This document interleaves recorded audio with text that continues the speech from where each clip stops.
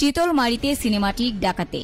খিলিগাতিতে মুকুলেশ ঢালির বাড়িতে হাত পা বেঁধে লুট, ৮ ভরি স্বর্ণ ও নগদ টাকা। বাগেরহাট জেলার চিতলমারী উপজেলার সদর ইউনিয়নের খিলগাতি গ্রামে বাবু মুকুলেশ ঢালির বাড়িতে ঘটে গেছে এক সিনেমাটিক দুর্ধর্ষ ডাকাতির ঘটনা। বুধবার ৮ অক্টোবর ভোররাত আনুমানিক ৪টার দিকে ৩ থেকে ৪ জন মুখোশধারী ডাকাত জানালার গ্রিল কেটে প্রবেশের চেষ্টা করে ব্যর্থ হলে পরে প্রধান দরজা ভেঙে বাড়িতে ঢোকে।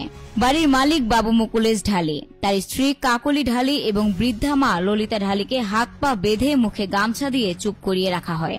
এরপর ঘরের প্রতিটি রুমের আলমারি ভেঙে ডাকাতেরা লুটপাট চালায়। মুকুলেশ ঢালি জানান, ডাকাতরা প্রায় ৮ ভরি স্বর্ণালঙ্কার, নগদ ৪,০০০ টাকা এবং ৪টি মোবাইল ফোন নিয়ে যায়। পুরো ঘটনাটি ঘটে মাত্র কয়েক মিনিটের মধ্যে, যা ছিল রীতিমতো সিনেমা দৃশ্যের মতো ভয়াবহ ও পরিকল্পিত।